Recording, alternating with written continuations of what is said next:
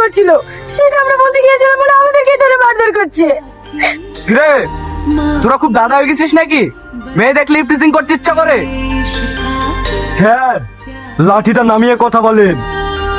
তোর এত বড় স্পর্ধা, তুই আমার মুখের উপর কথা বলছিস? এই এদেরকে সবাইকে গাড়িতে তোলো। আর হ্যাঁ, তুমি একে হসপিটালে নিয়ে যাও, তারপর আমি এদেরকে দেখছি।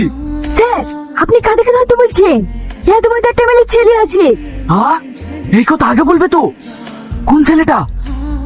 ওই কালো জামা পরে আছে ওই ছেলেটা। এই দাঁড়া, এই তোরা দুজনে এখানে কি করতে এসেছিলি? আড্ডা মারতে না? এই এদেরকে গাড়িতে তোল। স্যার, আমাদেরকে গাড়িতে তুলবে কেন? আমরা তো কোনো অন্যায় করিনি। কোনো কথা হবে না, ওর গাড়িতে। বাবু, ঝামেলা করতে এই কথা লাগেনি তো? না, লাগেনি। এই শ্রাবণী, তুমি আবার দাঁড়িয়ে আছো কেন? যাও বাবুদের জন্য ঠান্ডা জল নিয়ে এসো। ঠিক আছে স্যার। আমাকে ক্ষমা করে দিও বাবু, আমি তোমাকে প্রথমে চিনতে পারিনি।